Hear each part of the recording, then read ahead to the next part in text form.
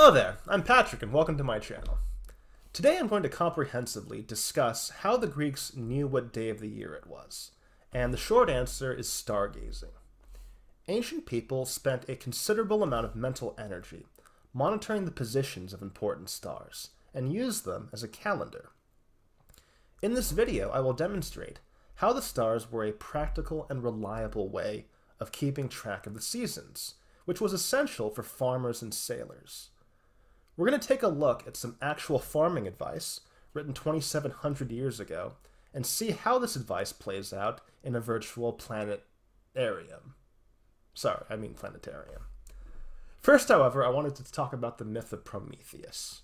According to the Greeks, humanity was once even more miserable and weak than we are now, and the Titan Prometheus took pity upon us. He stole fire itself from the Olympians and bestowed it upon mankind, beginning our conquest of nature. Prometheus then taught us all the skills of civilization, such as pottery, animal husbandry, mining, and reading fortunes from animal livers. As the playwright Aeschylus wrote in Prometheus Bound, sometime around 450 BC, Pasai technai bratoisen ek Prometheus. All mortal arts come from Prometheus. Now there's another passage from this play I want to take a close look at, and it will lead us into our main topic today. According to Prometheus, humanity dwelt beneath the ground like swarming ants in sunless caves. They had no sign either of winter, or a flowery spring, or a fruitful summer on which they could depend. But they managed everything without knowledge, until I taught them to discern the risings of the stars and their settings, which are difficult to learn. So in this passage, Aeschylus claims correctly that ancient astronomy was based on the risings and settings of the stars. By this, he means that humans looked towards the horizon at dusk and dawn and paid attention to what stars were appearing or disappearing. You saw an example of this at the beginning of this video. This basic method of doing astronomy was shared by the Babylonians, the Egyptians, the Greeks, and the Romans, among many others. It also seems that Aeschylus believed that humans learned astronomy when they still lived in caves. Surely he just made that part up, right? Well, in the past few decades, researchers have identified cave drawings in France and Spain which represent different constellations, such as good old Taurus. At the Lascaux complex in France, we can even find a 17,000-year-old representation of the Pleiades, a star cluster whose rising and setting ancient cultures used as a sign of the seasons. So it seems that from a certain point of view, Aeschylus was right. Cavemen did in fact use astronomy to mark the seasons, perhaps to keep track of migrating animals. How did Aeschylus guess this? Did he know something? Was he simply very intuitive, or was he just lucky? Who knows? But it's a remarkable passage. Now, if we look through ancient literature for the risings and settings of stars, we find most of the examples in an agricultural context, and there's a very simple reason why. For all of recorded history, until very recently, most people have been subsistence farmers, people who barely grew enough to survive even when working full-time. Under these conditions, staying organized was a matter of life and death. You had to know when to plow, when to dig ditches, when to plant, when to reap, when to let the land lie fallow. Otherwise you would starve, or even worse, fail to pay your taxes. Now a modern farmer can simply use a calendar. Seasons are determined by the average elevation of the sun in the sky, with the summer solstice being the height of summer, and the winter solstice being the heart of winter. Today we use the Gregorian calendar, which is a solar calendar. By design, the solstices fall on the same couple of days every single year. For instance, in the northern hemisphere, the summer solstice is always between June 20th and 22nd. Our modern calendars are therefore very reliable for keeping track of the seasons. If you're successful plowing on May 1st one year, you can probably do the same thing the next year and be fine. However, most ancient calendars were lunar in nature. For instance, the ancient Greeks measured a month from one new moon to the next. Each month was 29.5 days, and they had 12 named months to a year. This meant that a typical Greek year was 354 days long. However, the Earth moves around the Sun every 365 days. The Greek calendar is therefore 11 days short. To stay in time with the Sun, the Greeks were forced to add a 13th month to the calendar every few years. They could also add or subtract months for religious or political reasons, such as when festival dates conflicted with each other. Thus, the Greek lunar calendar would often be weeks or even months out of sync with the solstices. Generally, therefore, lunar calendars were of very little use in agriculture, because more precise timing was required. This is where astronomy came into play. Okay, this is where the fun begins. We are now in Stellarium, an absolutely fantastic piece of free astronomy software. The best part of this program is that whenever I need to feel special, I can always just make it my birthday. Yay! So first things first. This line right here is called the ecliptic. If we observe the sun on an hourly basis, the sun appears to move exactly with the stars. However, if we instead look at the daily position of the sun, we can see that every day the sun moves slightly with respect to the stars because the Earth is moving around the sun. Now, if we remove the ground for a moment, we can see that this line the sun moves across is actually a circle, and that this circle passes through each of the zodiac constellations. So as we pan around here, you will most likely be able to see your astrological sign at some point. If you've ever wondered what your astrological sign means, it is simply the position of the sun on the day you were born. So for instance, let's say you were born on Christmas. During that day, the sun is closest to the constellation Sagittarius, and therefore that would be your astrological sign. However, there is a limit to how accurate we can be when we are dating with constellations. For more precise timings, we have to look at individual stars.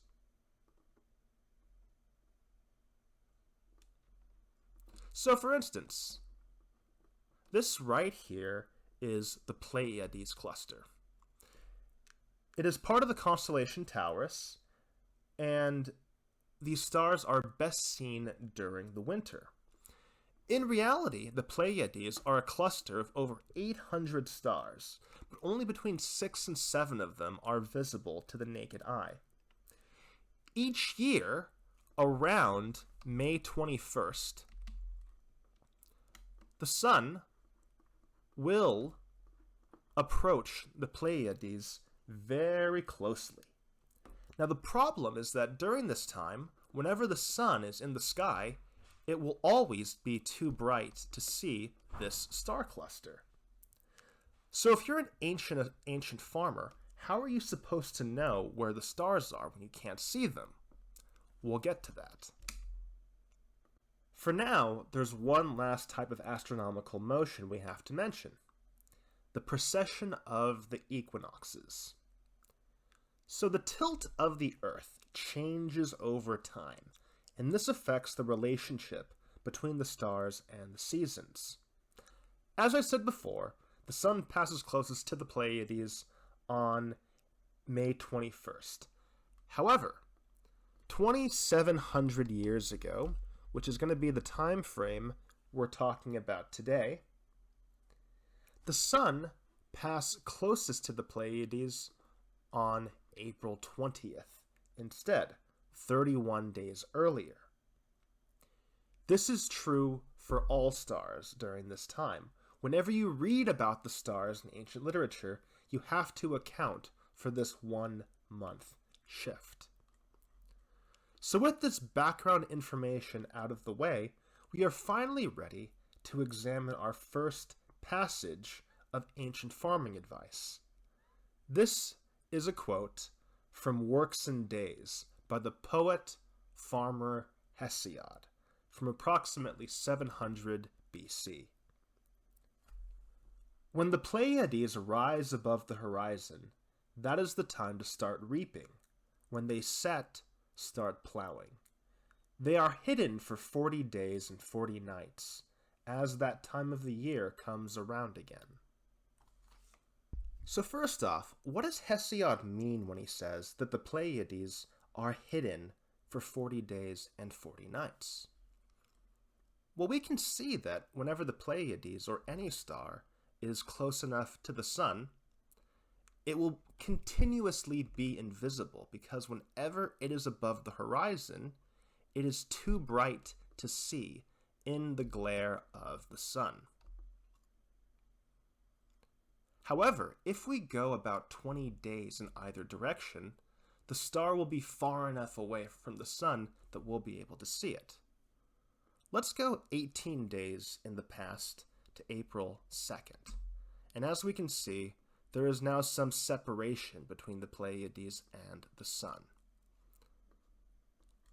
This means that shortly after sunset, at around 7:30, the Pleiades will slowly begin to emerge, and they'll be visible for a very short period of time before they dip into the thicker part of the atmosphere, and then they will fade away as they cross the horizon.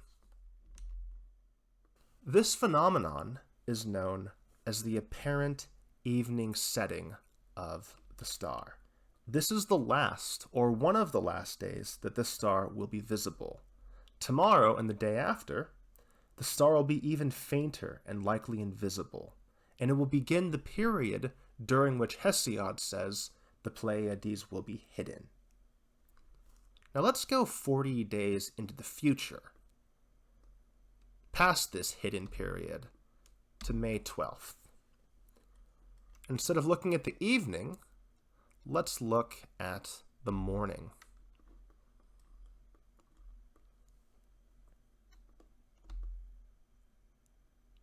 So, on this morning, shortly before dawn, the Pleiades will emerge above the horizon and be visible, but only briefly, and then they will fade as the sun becomes brighter.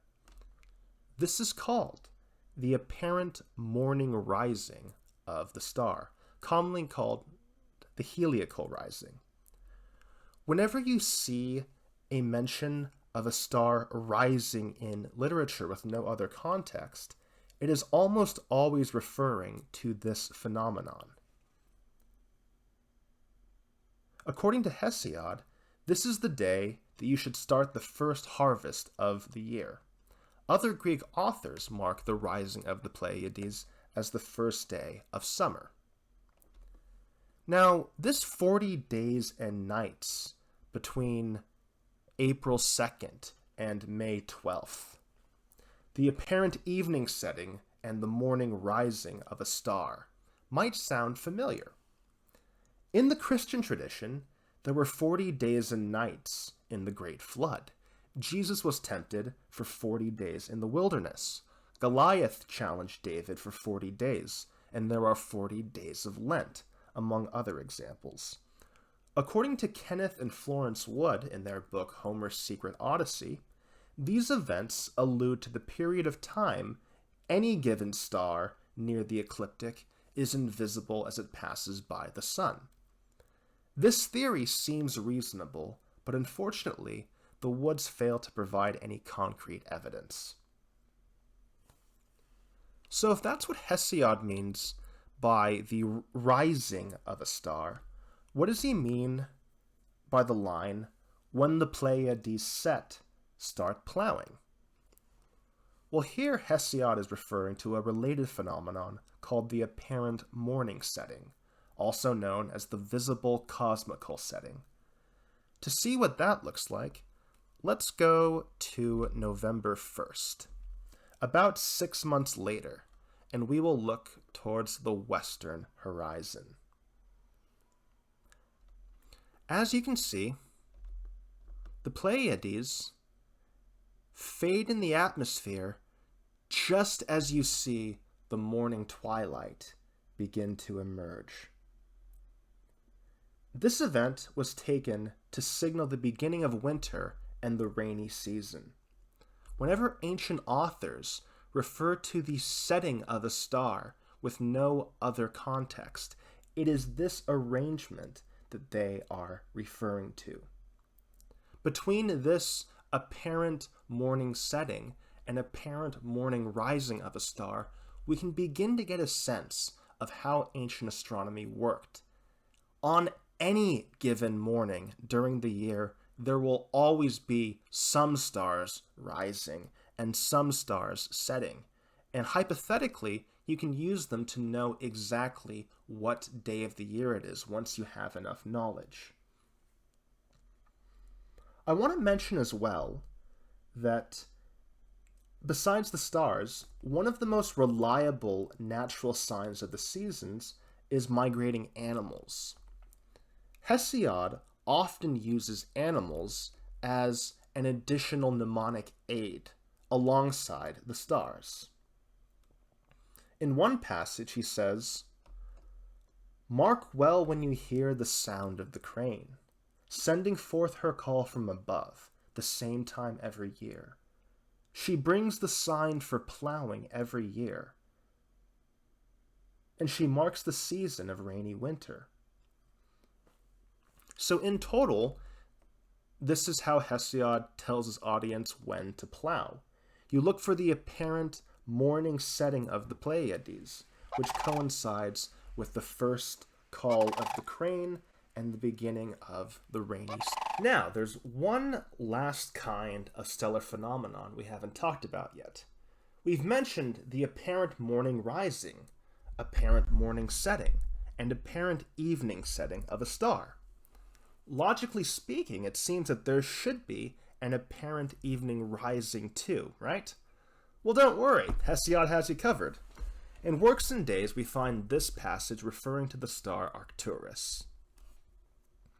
"When Zeus has had 60 wintry days, take their due course after the solstice. Then the star Arcturus leaves the sacred stream of the ocean, and first rises at dusk above the horizon." So, when the Greeks talk about the ocean, they're referring to what is known as the river Okeanos. It is a circular stream that encircles the world.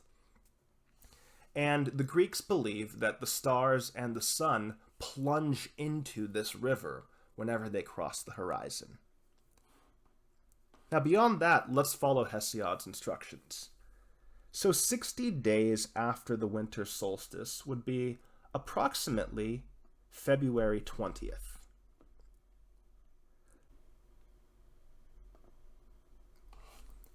Let's go towards the east, and we will make it closer to the sunset. And we will search for the star Arcturus. So here is the constellation Bootes, the hunter. Just as the sun sets and the twilight fades, exactly when it happens, in fact, we see the star Arcturus rise above the horizon. It is the fourth brightest star in the sky. So that right there is the apparent evening rising of a star.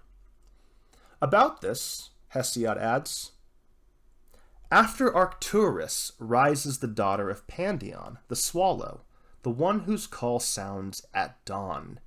She comes back to the light for humankind as springtime begins anew. Before she comes, prune the vines. It is better this way.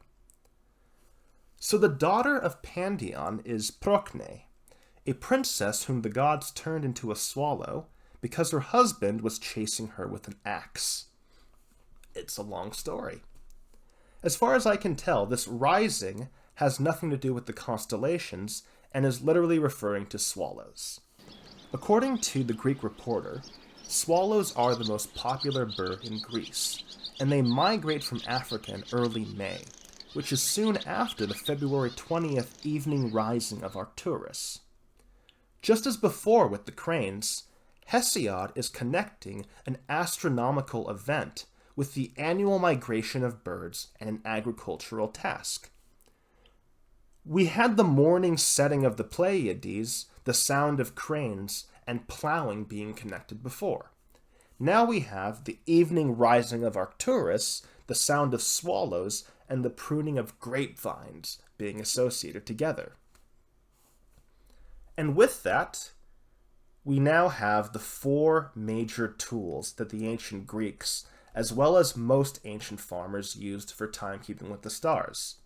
The apparent morning rising, morning setting, evening rising, and evening setting of various stars. Now you might be wondering, what if the conditions aren't good for viewing the stars?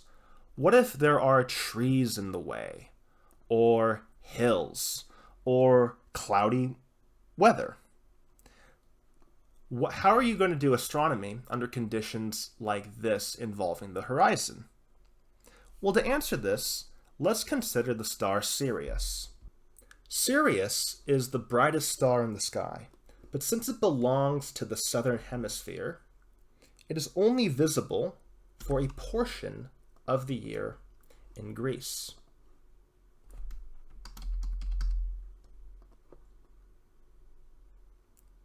Sirius is part of the constellation Canis Major, the big dog, and so it is often referred to as the dog star. This is, of course, why Sirius Black turns into a dog in Harry Potter. The star Sirius is so bright that the ancients believed that it functioned like a second sun, and that if Sirius was in the sky at the same time as the real sun, it would tire you out. This is where the term dog days of summer comes from, the time when Sirius and the sun are in the sky at the same time. Now about the star Sirius, Hesiod writes the following passage. In the season of summer, with all its labors, then it is that goats are fattest, wine is best, women are most wanton, and men are weakest. For Sirius dries up their heads and their kneecaps, and the skin gets dry from the heat. So let's go to the summer solstice, around June 21st, during around noon, let's say. As you can see, the star Sirius is not going to be visible, but it rises and sets along with the sun.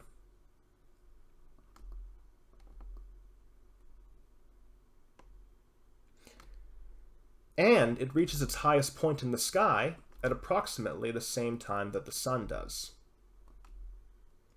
Even though the Greeks could not see the star Sirius, they knew it was there, and they blamed it for the summer heat. Regarding Sirius, Hesiod also says, and when the autumn rains of mighty Zeus arrive, as the human complexion turns much lighter, the constellation Sirius starts to travel much less over the heads of death-bound mortals. Sure enough, if we go 3 months later, around the autumn equinox, the star Sirius has shifted. It is mainly seen at night, and it only spends a few hours per day in the sky during the daytime. According to the Greeks, this was part of the reason why the weather began to cool in the autumn, because people were no longer under the direct influence of Sirius. I bring these examples up about Sirius because it shows just how incredibly deep the Greeks' astronomical knowledge was. If the ancients had the ability to track stars during the day, there's no reason why they couldn't do the same thing through obstructions or during bad weather. As long as an experienced viewer could see just one part of the sky, they could fill in a large portion of the rest. And therefore, they could most likely guess the risings and settings of stars even on days when they couldn't see them directly. So in conclusion, the Greeks and other ancient civilizations were more than just passive observers of nature. Rather, they actively memorized the location of certain stars and tracked them in their minds, even when the stars were invisible. Ancient people who watched the skies every night were intuitively proficient at practical astronomy in a way modern stargazers could only dream of. And this is why people relied upon their own observations of the stars rather than calendars to make their decisions. Well, that's all I have for today, and I hope you found this video interesting and informative. I'm hoping to make more videos about the ancient world and beyond based upon the feedback I get from this. So please like, subscribe, and comment if you want to see more discussions like this. And I will also answer any questions below as best I can. So, I will see you next time.